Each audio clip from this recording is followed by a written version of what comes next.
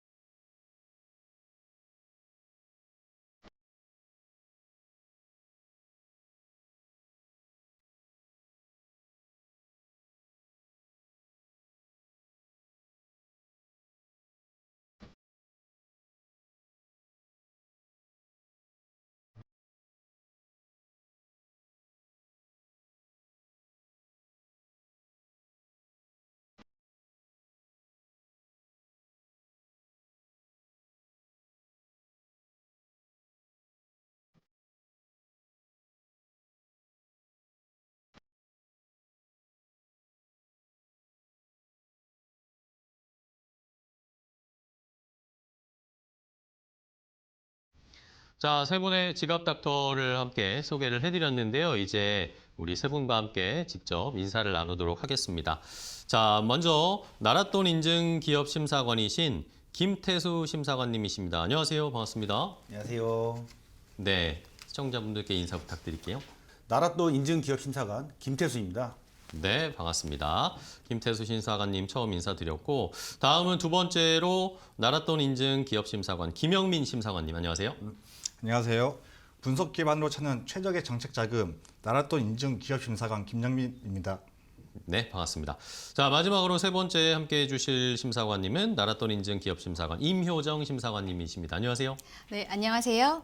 투명한 절차로 안정적인 정책 지원을 제공합니다. 나랏돈 인증기업 심사관 임효정입니다. 네, 자 이렇게 세 분의 지갑 닥터와 함께 우리 또 사업하시는 분들의 정책 자금 컨설팅 어떻게 도와드릴 수 있을지 자세하게 알려드리도록 하겠습니다. 자, 그러면 첫 번째로 어떤 주제를 가지고 이야기를 나눠볼지 첫 번째 이야기 토픽을 먼저 화면으로 공개합니다.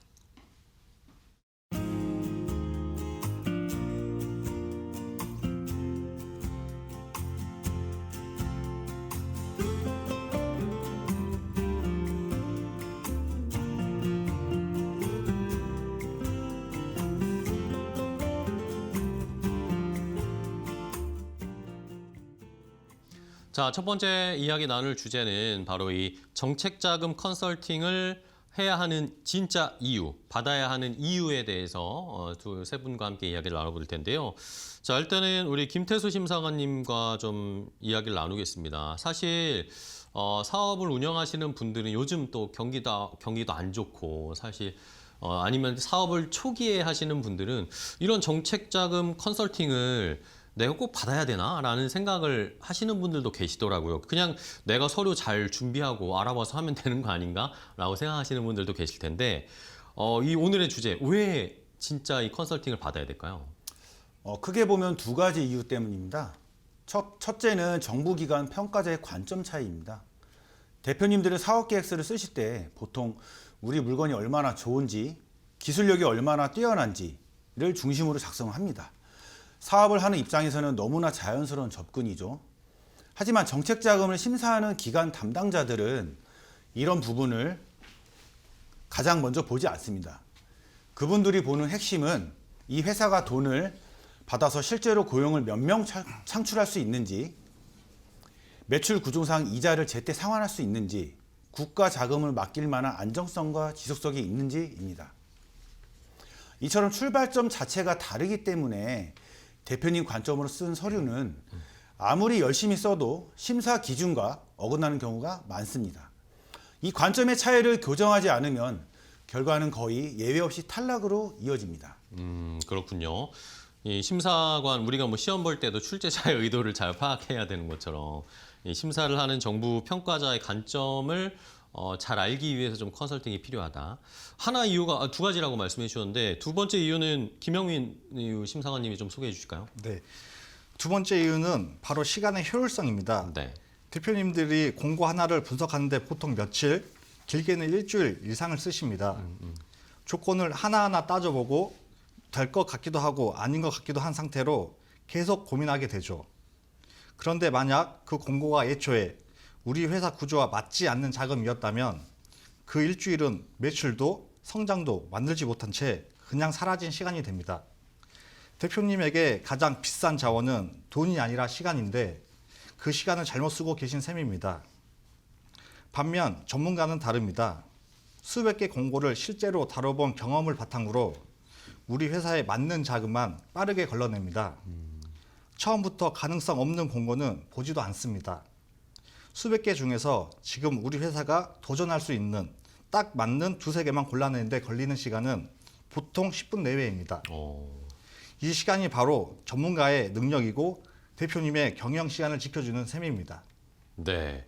자, 시간의 효율성을 위해서도 또 이 평가자의 의도를 잘 파악해서 지원할 수 있는 뭐 이런 이점들 때문에 컨설팅, 이 정책자금 컨설팅이 필요하다라는 의견 주셨는데 그러면 임효정 심사관님께 여쭤보면 그러면 어떤 상황에 있으신 이런 대표님들이 전문가분들과 이렇게 컨설팅을 하면서 방법을 좀 찾아내야 될까요? 실제로 좀 컨설팅 해주신 사례를 좀 들어주시면 좋을 것 같아요. 네.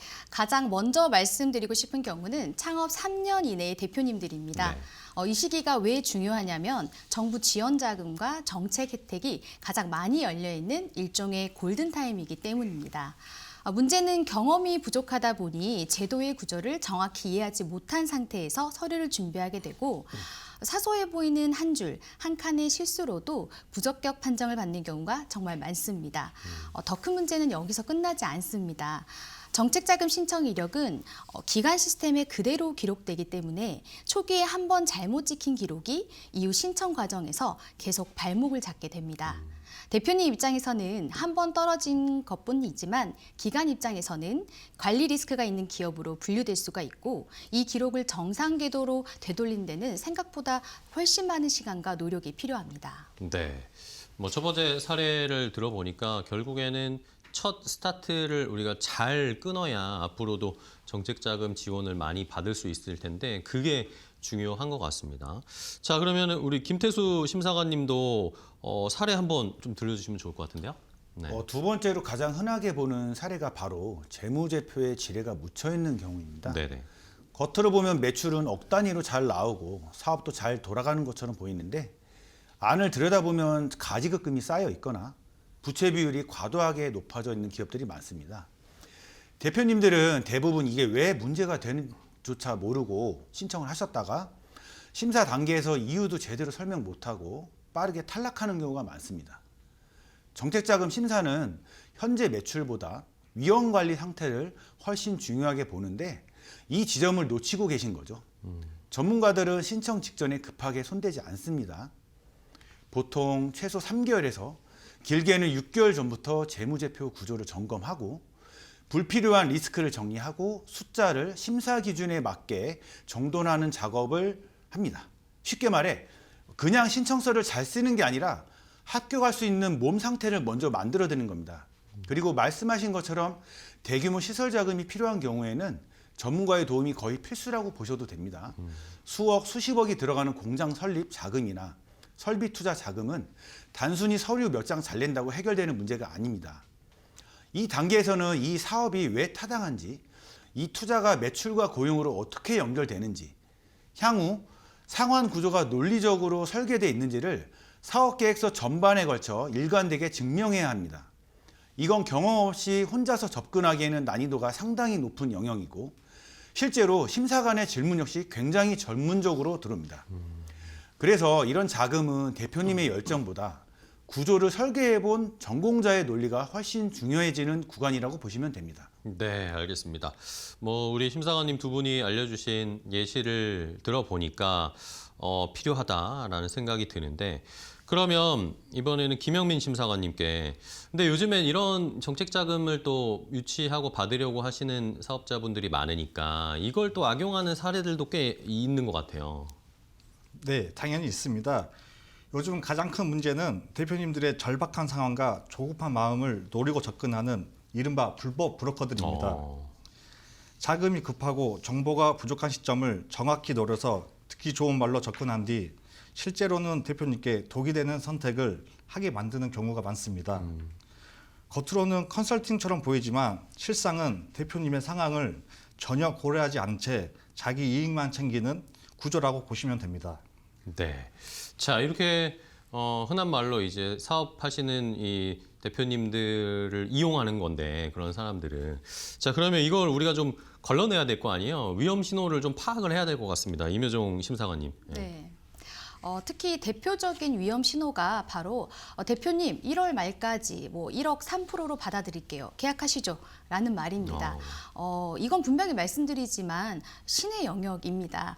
정책 자금은 정해진 심사 기준과 절차에 따라 공공기관에서 판단하는 영역인데 누군가 결과를 미리 확답하는 것 자체가 말이 되지 않습니다.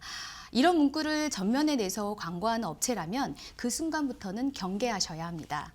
실제로 가장 흔하게 보이는 광고 문구가 우리는 인맥이 좋아서 100% 된다. 부결되면 우리가 책임지겠다라는 말들입니다. 듣기에는 굉장히 솔깃하지만 이건 대표님 입장에서 가장 위험한 신호입니다. 정책 자금은 인맥으로 좌우되는 구조가 아니고 부결에 대한 책임이라는 것도 현실적으로 법적 의미가 없는 경우가 대부분입니다. 결국 결과가 안 나오면 말 바꾸고 빠져나가는 경우가 많습니다. 그렇겠죠. 결국에는 뭐 100%라는 게 어디 있습니까? 세상이래, 그렇죠? 이런 말을 하는 것 자체가 일단은 좀 경계를 해야 된다라는 주의를 주셨고요. 그러면은 김태수 심사관님, 결국에는 이 정책 자금 컨설팅도 나랑 궁합이 잘 맞는 또 이 생각이 잘 통하는 그런 업체와 해야 될 것 같아요. 네, 맞습니다. 또한 정책 자금의 심사 권한은 중소벤처기업진흥공단이나 기술보증기금 같은 공공기관에만 있습니다. 민간 컨설턴트가 승인 여부를 확답하는 건 입시 컨설턴트가 내가 총장이랑 친하니까 무조건 합격시켜주겠다고 말하는 것과 다를 바 없는 이야기입니다. 그런 말을 한다는 것 자체가 실력이 없거나 제도를 모르거나 혹은 의도적으로 속이고 있다는 신호라고 보셔야 합니다. 대표님들께서는 확답이 아니라 논리와 구조를 설명해주는 컨설턴트를 선택하셔야 안전합니다. 그렇네요. 말씀해 주신 것처럼 뭐 인맥 과시하면서 이렇게 접근을 하면은 또 저희가 좀 의심은 해봐야 될 것 같습니다. 자, 그럼 이번에는 김영민 심사관님. 근데 요즘에는 또 이 돈 대신에 보험을 들라고 하는 그런 것들이 또 있다면서요? 네, 맞습니다. 네. 최근에 언론에서 보도된 바와 같이 요즘 현장에서 가장 심각한 문제 중 하나입니다. 대표적인 수법이 컨설팅 비용을 따로 받지 않겠다. 대신 월 200만 원짜리 종신보험 하나만 가입해달라는 식의 제안입니다. 겉으로 보면 대표님 입장에서는 컨설팅을 공짜로 받는 것처럼 느껴지지만 업계에서는 이런 방식을 명확하게 끼워팔기라고 부릅니다. 컨설팅이 목적이 아니라 보험 판매가 목적이기 때문에 정책 자금 자체에는 큰 관심이 없는 경우가 많습니다. 이게 말씀해 주신 것처럼 내가 당장 돈으로 주는 게 아니라 나도 뭐 보험을 가입하니까 나한테도 이득인가라고 생각을 하게 되실 것 같은데 이러니까 대표님들이 좀 흔들릴 수도 있을 것 같습니다. 임효정 심사관님. 네. 네, 그렇죠. 바로 그 심리를 노리는 겁니다. 하지만 한 번만 더 생각해 보셔야 합니다. 실제로 자금이 집행된 후에 수수료가 아닌 보험으로 받는 것은 명백한 불법입니다. 또한 보험은 해지하는 순간 원금 손실이 발생이 큽니다. 몇 달 혹은 1, 2년 납입한 돈 중 상당 부분이 사라질 수 있습니다. 결국 컨설턴트는 보험 수수료만 챙기고 보험료 부담만 떠안는 구조가 됩니다. 그 피해는 전부 고스란히 대표님 몫으로 남게 되는 거죠. 그래서 저는 항상 말씀드립니다. 컨설팅비가 보이지 않는다고 해서 공짜가 아니고 오히려 그 대가가 훨씬 비싼 방식으로 돌아올 수 있다는 점을 꼭 기억하셔야겠습니다. 네, 알겠습니다. 자, 이번에 김태수 심사관님과 또 이야기 해볼 텐데, 근데 또 간혹 이렇게 나쁘게 접근을 해서 재무제표를 좀 수치를 좀 바꾸자 아니면은 뭐 서류상으로 뭐 실제는 아니지만 연구소를 만들어야 이게 또 뭐 인정을 받을 수 있다. 뭐 이런 식으로 제안을 하는 경우들도 있다고 들었는데 이렇게 제안을 하면 저희가 어떻게 대응을 해야 됩니까? 그건 단순한 요령이나 편법이 아니라 네. 명확하게 말씀드리면 범죄의 시작입니다. 네, 요즘 공공기관의 검증 시스템은 예전과 비교할 수 없을 정도로 촘촘합니다. 국세청 자료, 4대 보험, 금융기관 데이터, 연구소 등록 정보까지 모두 연동돼 있기 때문에 서류상으로 잠깐 속일 수 있을 거라고 생각하는 순간 큰 위험에 빠지게 됩니다. 네네. 허위 서류 조작 사실이 적발되면 해당 기업은 단순 탈락에서 끝나는 게 아니라 향후 5년간 모든 정책 자금과 정부 지원 사업에서 배제되는 이른바 블랙리스트에 오를 수 있습니다. 여기에 그치지 않고 사안에 따라 형사처벌까지 이어질 수 있기 때문에 당장의 자금 몇 천만 원, 몇 억을 노리다가 회사의 미래 자체를 잃어버리는 결과를 낳을 수 있습니다. 흔히 말하는 호미로 막을 걸 가래로도 못 막는 상황이 바로 이런 경우입니다. 그렇습니다. 결국에는 뭐 단기적으로 생각하는 게 아니라 사업을 중장기적으로 계속 끌고 나가려면 결국에 전공법으로 가야겠죠. 그런 강조를 해주셨어요. 자, 그러면은 임효정 심사관님께 그러면 이제 잘 이런 사람들이 이런 업체가 아니라 좋은 업체랑 이렇게 다 계약을 할 때 마지막으로 계약 단계에 있다. 그러면은 뭘 더 신경 써서 체크를 해봐야 될까요? 네, 가장 기본적이면서도 중요한 기준이 있습니다. 제대로 된 컨설팅 회사라면 반드시 자문 계약서를 작성하고 어떤 범위까지 업무를 수행하는지 성공 보수나 비용 구조는 어떻게 되는지를 명확하게 문서로 남겨야 합니다. 반대로 계약서도 없이 말로만 다 해주겠다면서 예를 들어 1,000만 원 입금해주면 5천을 대출할 수 있다며 선수급을 요구하는 곳이라든지 그런 곳은 굉장히 위험한 신호입니다. 이런 경우 책임 소재가 불분명해지고 문제가 발생했을 때 대표님이 보호받을 수 있는 장치가 전혀 없습니다. 정책자금 컨설팅은 금액이 크고 리스크도 큰 영역인 만큼 계약 단계에서부터 투명하고 명확한 구조를 갖춘 곳인지 반드시 확인하셔야 합니다. 알겠습니다. 자, 그럼 이제 시청자분들이 뭐 사업하시는 분들이 가장 궁금하신 것 같은데 김영민 심사관님께 아까 우리가 주제에 나왔지 않습니까? 결국에는 이게 나 혼자 정책자금 대비를 준비하는 것 아니면은 전문가와 함께 준비하는 것 결과적으로 어떤 차이가 있을까요? 네, 표 하나로 정리해 둘 수 있습니다. 네네. 혼자 진행하시면 대표님이 직접 공고를 찾아보고 조건을 해석하고 서류를 쓰고 실사까지 대응해야 합니다. 이 과정에서 대부분은 이게 맞나? 라는 불확실성 속에서 시행착오를 반복하게 되고 그 결과 승인율은 통상 20% 미만에 머무는 경우가 많습니다. 반면 전문가와 함께하면 시작부터 구조가 다릅니다. 먼저 사전 진단을 통해 우리 회사가 지금 신청 가능한 자금이 무엇인지 어떤 부분이 감점 요인인지부터 정리합니다.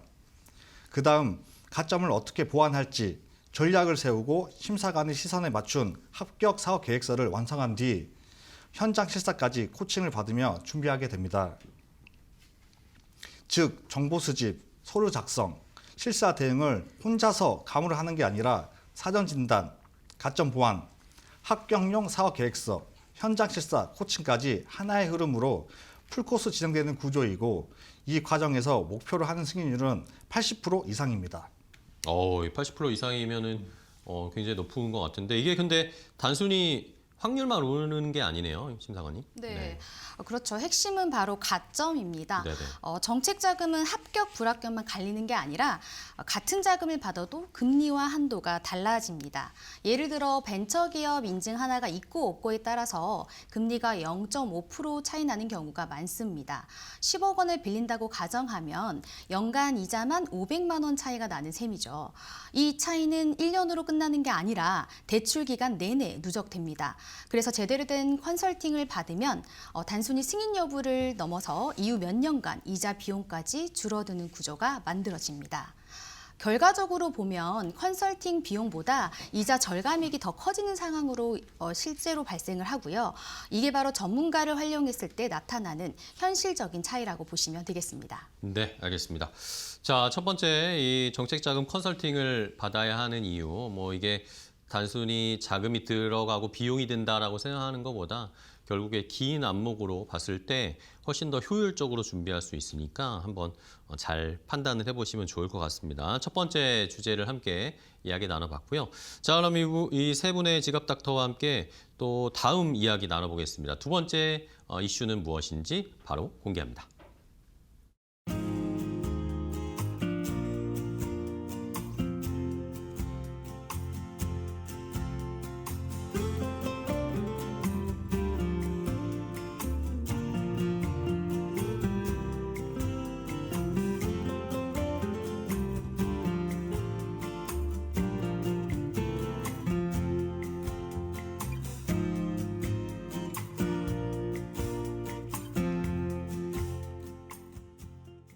자, 이번에는 개인 사업자 정책 자금 완벽 가이드를 저희가 해드리도록 하겠습니다. 제목은 이렇게 거창하지만 사실 실제로 사업 운영하시는 분들은 오늘도 은행에 갔는데 한도가 안 나옵니다라고 하면서 힘없이 걸어 나오시는 분들도 계셨을 거고, 아니면은 아직도 카드론으로 막 급한 자금을 처리하시는 분들도 분명히 계실 겁니다.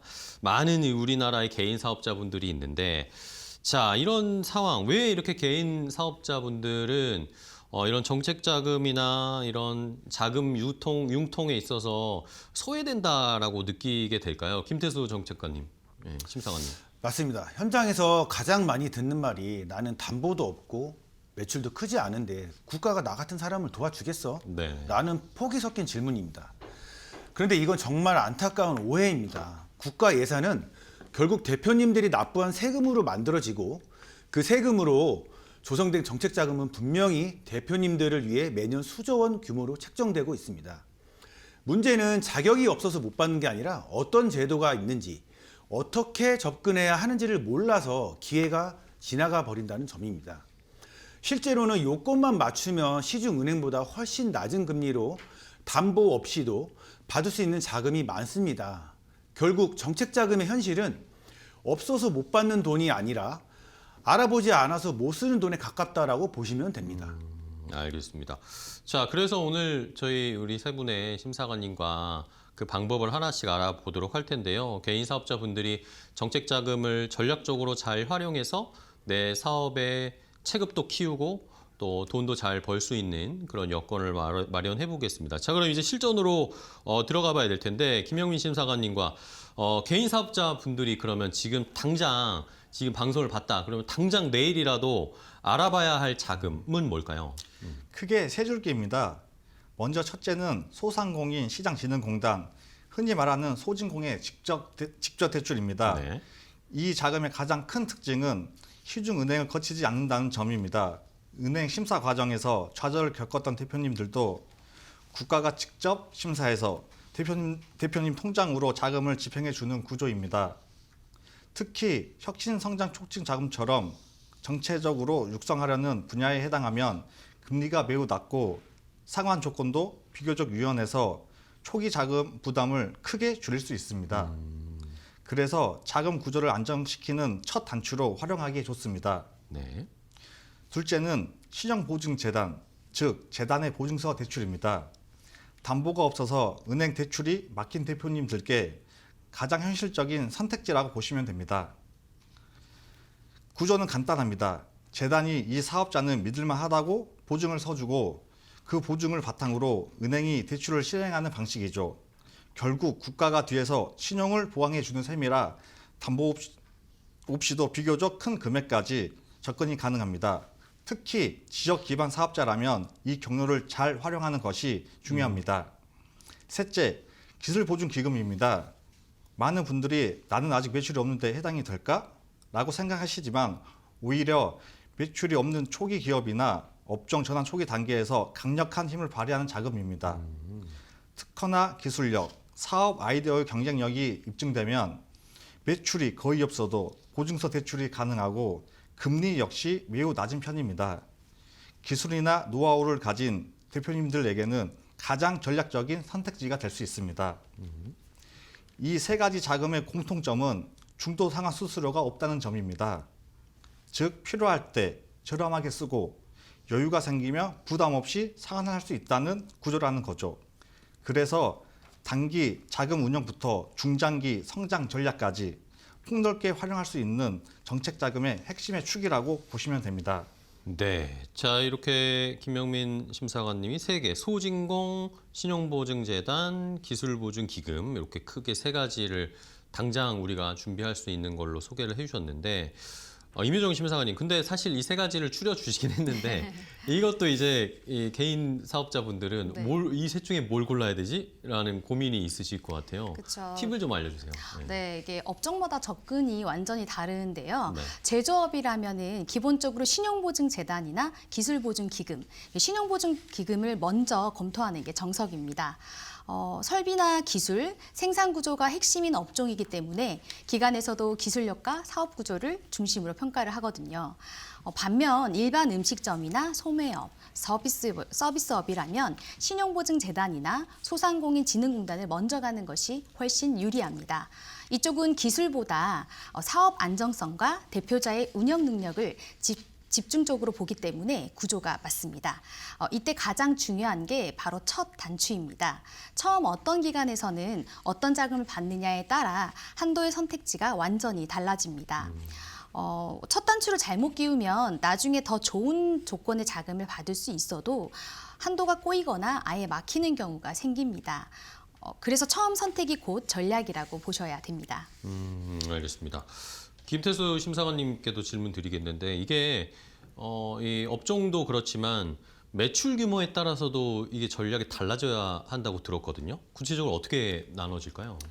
이게 정말 핵심입니다. 네네. 매출 1억 미만일 때는 사업 계획서의 완성도보다 대표님 개인의 신용도와 태도, 그리고 사업을 계속 끌고 갈 의지를 봅니다. 이 구간에서는 큰 돈을 한 번에 노리기보다 2천만 원에서 3천만 원 정도의 소액 자금을 여러 번 활용하면서 금융 이력을 쌓는 게 중요합니다. 이렇게 차근차근 상환 이력을 만들면 기업 신용도가 빠르게 올라갑니다. 매출 3억에서 5억 사이가 가장 중요한 구간입니다.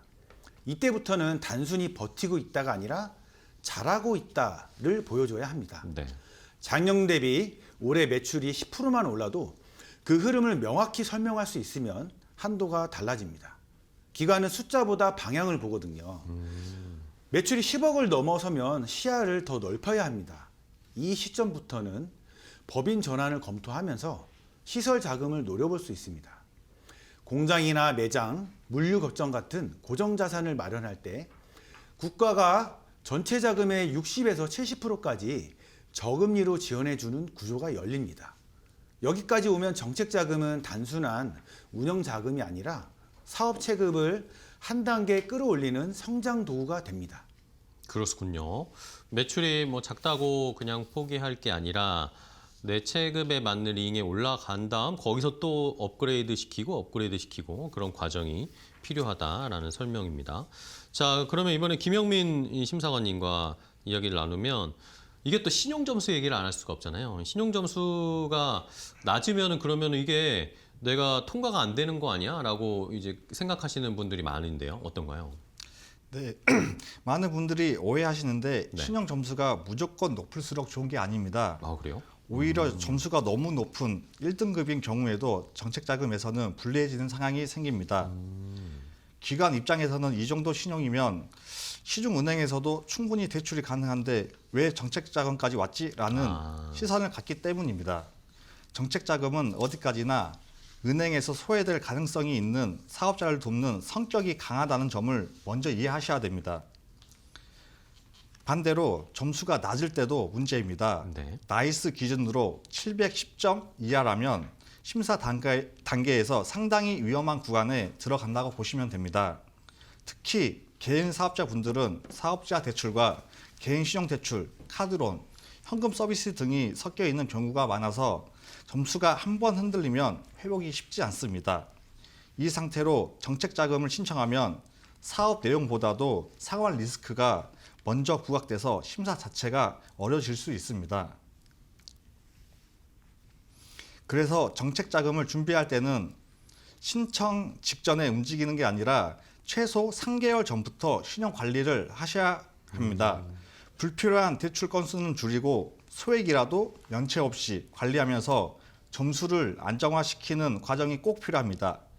실제로 심사 현장에서 신용 점수 10점 차이로 수억 원의 자금 한도가 갈리기도 합니다. 그만큼 신용 점수는 단순한 숫자가 아니라 정책 자금의 문을 여느냐 닫히느냐를 결정하는 핵심 변수라고 보시면 됩니다. 네, 알겠습니다. 자, 이렇게 두 번째 개인 사업자분들 정책 자금 완벽 가이드를 좀 해드렸는데 도움이 되셨는지 궁금합니다. 자, 두 번째 이슈까지 확인을 해봤고요. 이제 다음 또 주제로 넘어가 볼까요? 세 번째 이야기 나눌 주제는 무엇인지 화면으로 공개하겠습니다.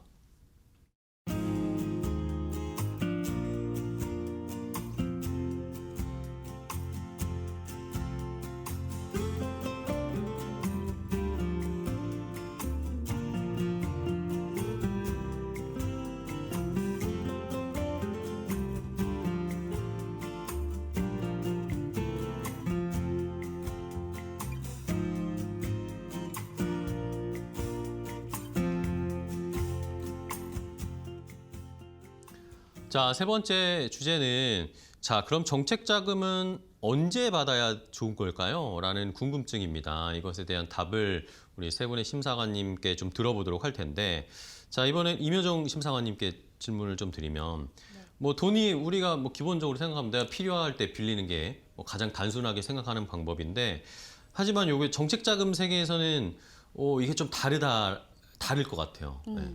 네, 현장에서 제가 가장 많이 듣는 말이 바로 지금 너무 급하다. 네네. 당장 돈이 안 나오면 부도가 날 것 같다. 이런 얘기들이시거든요. 그런데 냉정하게 말씀드리면 정책 자금을 운영하는 국가기관은 이런 급한 상태의 기업을 가장 부담스러워합니다. 정책 자금은 긴급 구제 금융이 아니라 상환 가능성이 있는 기업의 성장을 지원하는 자금이기 때문입니다. 기관 입장에서는 급한 기업을 보면 먼저 왜 이렇게 급해졌을까를 의심합니다. 매출이 급감한 건 아닌지, 부채가 과도하게 늘어난 건 아닌지, 구조적으로 회복이 어려운 상태는 아닌지를 따지게 됩니다. 그래서 대표님 입장에서는 생존을 위한 절박한 요청일 수 있지만 기관의 눈에는 오히려 리스크 신호로 읽히는 경우가 많습니다. 반대로 자금 흐름이 비교적 안정적이고 아직 당장 돈이 없어도 버틸 수 있는 상태에서 미리 준비해 신청하시면 이야기가 달라집니다. 이때는 이 회사는 계획적으로 자금을 운영하고 있구나, 지금 투입하면 더 성장할 수 있겠구나를 평가를 받기 쉽습니다. 결국 정책 자금에서는 급하냐 안 급하냐가 아니라 급해 보이느냐 아니냐가 결과를 좌우합니다. 그래서 정책 자금의 세계에서는 필요해진 순간이 아니라 필요해지기 전에 움직이는 대표님들이 살아남는다고 보시면 됩니다. 네, 이게 정작 우리가 정책 자금을 뭐 급한 돈을 받는다라고 생각하는 게 아니라 미리미리 준비를 해야 되는 개념으로 좀 생각을 해봐야 되겠네요. 네.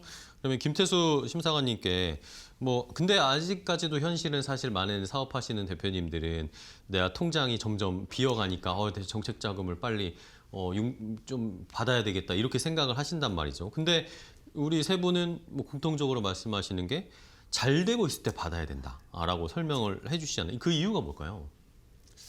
일단 정부 기관의 시선에서 한 번만 생각해 보시면 이해가 네네. 됩니다. 정책 자금은 단순한 구제 금융이 아니라 기본적으로 투자이자 동시에 융자입니다. 그러니까 즉, 이 기업이 앞으로 성장할 수 있는지, 그리고 무엇보다 빌려준 돈을 제때 상환할 능력이 있는지를 가장 먼저 봅니다.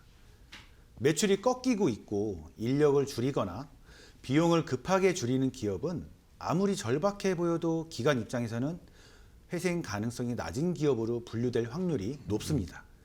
그러다 보니 심사 과정에서도 보수적으로 접근할 수밖에 없죠. 반대로 매출이 꾸준히 오르고 있고 직원도 유지하거나 늘리고 있으며 사업에 활기가 있을 때 신청하면 분위기가 완전히 달라집니다. 이때 기관은 이 회사는 이미 잘 굴러가고 있는데 여기에 자금을 더 보태주면 더 크게 성장하고 있겠구나, 고용도 늘리고 세금도 더 내겠구나 라고 판단합니다. 그래서 같은 기업이라도 시점에 따라 한도와 조건이 크게 달라질 수 있고 잘 될 때 신청한 자금이 오히려 더 크고 더 좋은 조건으로 나오는 경우가 많습니다.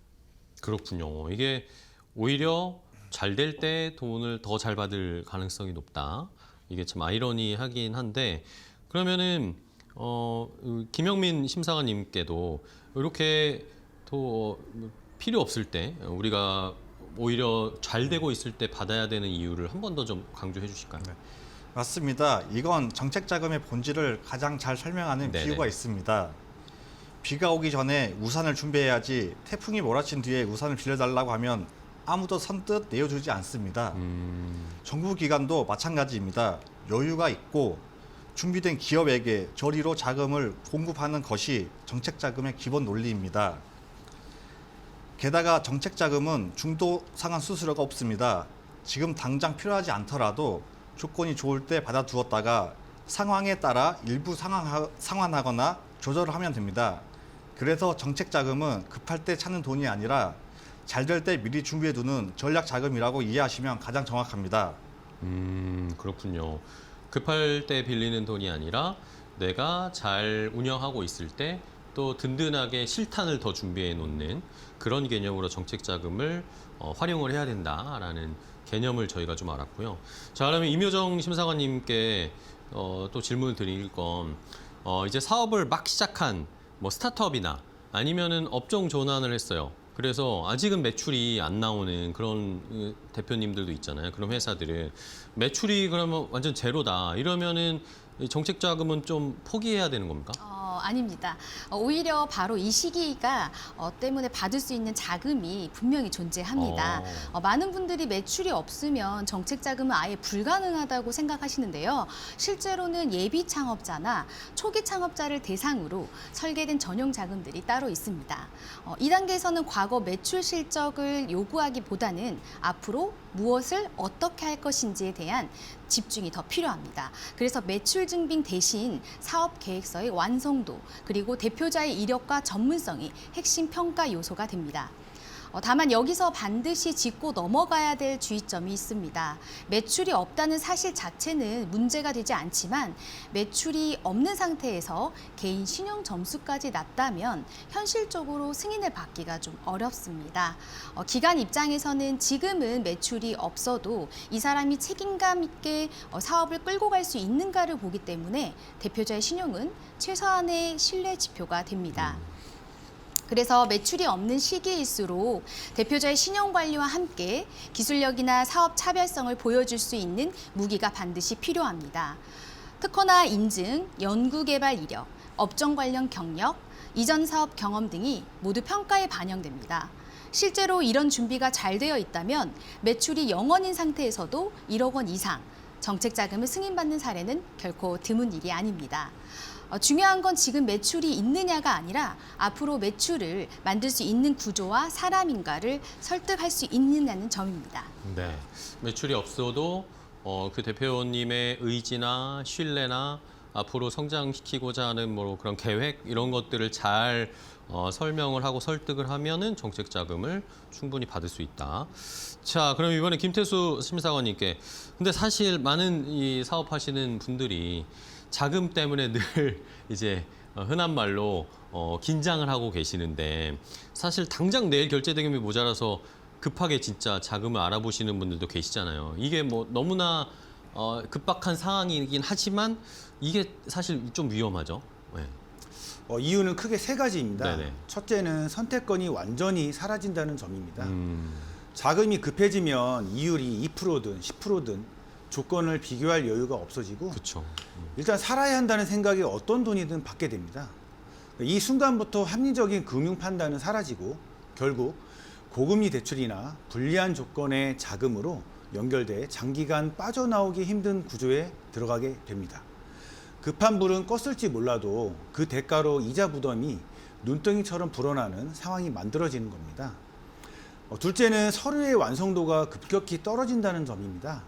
정책 자금은 겉으로 보기엔 신청만 하면 되는 것처럼 보이지만 실제로는 최소 한두 달 이상 준비가 필요한 자금입니다. 재무 상태 점검, 사업 계획 정리, 자금 사용 목적 정제 같은 과정이 빠지면 심사관 입장에서는 위험한 기업으로 보일 수밖에 없습니다. 급하게 서류를 넣으면 부결될 확률이 90%에 가깝고 더 큰 문제는 한 번의 부결 이력이 시스템에 남는다는 겁니다. 이후에 조건이 좋아져도 과거에 부결된 기업이라는 기록이 발목을 잡아 다시 도전하기가 훨씬 어려워집니다. 셋째는 브로커의 표적이 된다는 점입니다.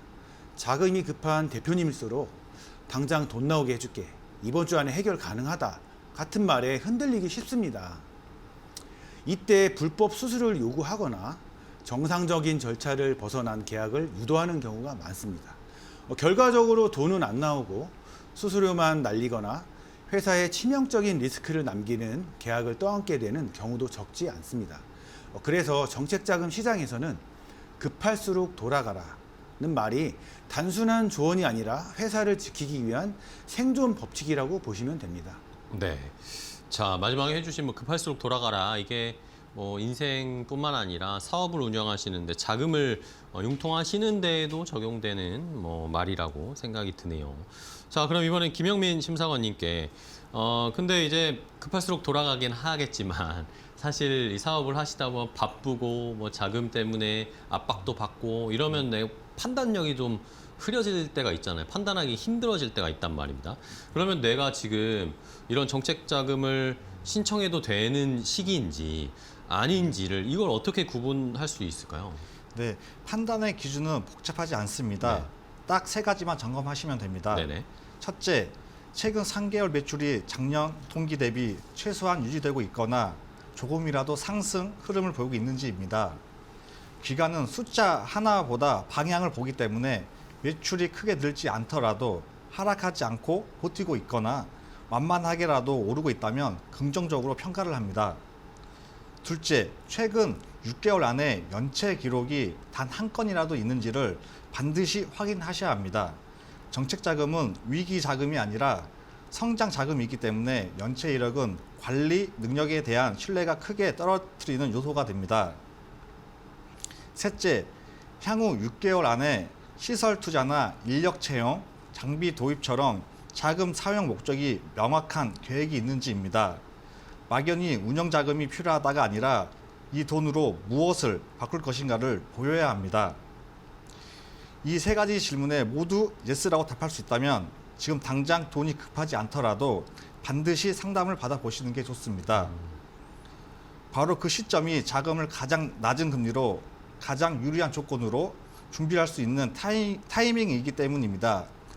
자금이 급해진 뒤에 찾으면 선택지가 줄어들지만 여유가 있을 때 준비하면 조건을 비교하고 전략을 세울 수 있습니다. 결국 정책 자금은 필요할 때 쫓기듯 받는 돈이 아니라 여유가 있을 때 가장 저렴하게 쇼핑해 두는 자금이라고 이해하시면 됩니다. 네, 알겠습니다. 자, 그럼 이제 시간이 거의 다 되어서 마지막으로 우리 임효정 심사관님께 저희가 이제 이야기를 쭉 듣다 보니까 결국에 정책 자금의 핵심은 예측 경영, 우리가 미리 준비하고 앞으로의 로드맵을 단계 밟아갈 때 필요한 자금을 적절한 정책 자금을 받아서 사업을 크게 만드는 그런 과정인 것 같은데 우리 보고 계신 시청자분들 중에 사업 운영하시는 분들께 이 정책 자금 어떻게 컨설팅 받고 어떻게 준비해야 되는지 마지막으로 한번 좀 강조하는 정리 좀 부탁드릴게요. 대표님들 이제 저희 앞서 말씀드렸던 것처럼 불법적인 요소는 꼭 피하시는 게 제일 좋고요. 계약서는 꼭 완성된 계약서 작성을 하시는 것을 추천을 해드립니다. 준비된 대표님에게 국가의 근거는 언제나 열려 있습니다. 네, 알겠습니다. 네. 자, 이렇게 오늘 세 분의 심사관 분들과 기업 심사관 분들과 함께 단순한 대출 안내가 아니라 정책 자금 컨설팅이 왜 필요한지 또 어떤 기준으로 접근을 해야 되는지 자세하게 정리를 해봤습니다. 요즘 뭐 경기 너무 어렵고 자금 융통하기 어렵다 하시는 사업자분들 많으실 텐데요. 오늘 저희가 알려드린 정보 조금이라도 좀 도움이 됐으면 하는 바람이고 또 좋은 정책 자금 잘 적재적소에 받으셔가지고 사업도 키우시고 새해 더 돈 많이 버셨으면 하는 마음을 전달해 드리도록 하겠습니다. 자, 오늘 세 분의 전문가와 함께 했는데요. 나랏돈 인증 기업 심사관 세 분, 김태수, 김영민, 임효정 심사관님 오늘 좋은 정보 알려주셔서 감사하고요. 다음에 또 뵙도록 하겠습니다. 오늘 고생 많으셨습니다. 고맙습니다. 감사합니다. 감사합니다.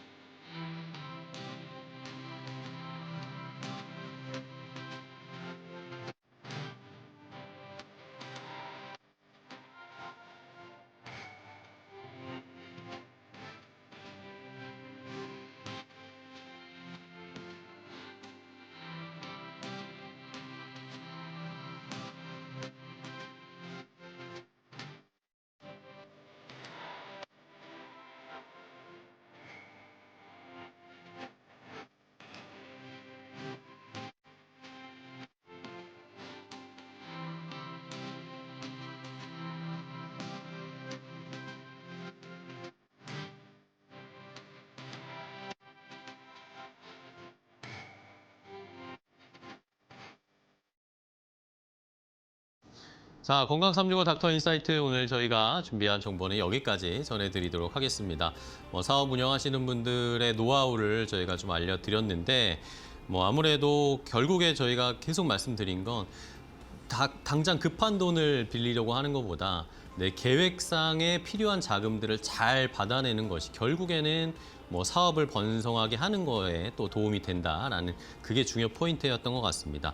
어려우시겠지만 차근차근 로드맵을 세워나가시면서 우리 대표님들의 통장 잔고도 지키는 방패가 되는 내용이 오늘 됐으면 하는 바람입니다.